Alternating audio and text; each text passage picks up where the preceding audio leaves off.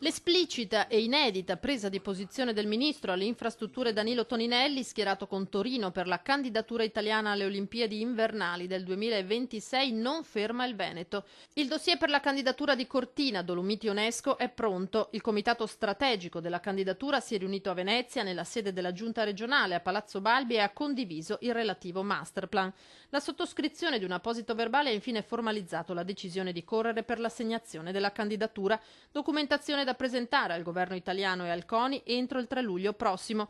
Il 10 luglio la scelta, su cui pesa la fuga in avanti del ministro 5 Stelle, apertamente schierato con il capoluogo piemontese, amministrato non a caso proprio dai grillini. Non c'è soluzione migliore, ha detto Toninelli, per efficienza, sostenibilità ambientale e risparmio, dando per scontato che Cortina e il comprensorio delle Dolomiti non rispondano a queste esigenze. Di tutt'altro avviso Zaia. Noi sappiamo che candidiamo un comprensorio sciistico più grande al mondo, oltre 1400 km di piste, per cui se c'è un tema nelle Olimpiadi invernali è quello della neve e del ghiaccio. Abbiamo i trampolini, abbiamo i palazzetti del ghiaccio, abbiamo un sacco di attività perché viviamo di neve, no? Viviamo di sport invernali. Se qualcuno ci spiega per quale motivo noi non ci meritiamo la candidatura, noi diciamo signor sì, ma ce lo devono spiegare bene. Il Veneto si aspetta un atteggiamento di seria valutazione da parte del governo, ribadisce il presidente, ma le pressioni sulla decisione finale sono evidenti. In corsa a Torino, slegata da Milano e dunque Cortina. Non resta che aspettare, così come in questi giorni il Veneto sta facendo anche per l'inserimento delle colline del Prosecco tra i siti patrimonio dell'umanità dell'UNESCO.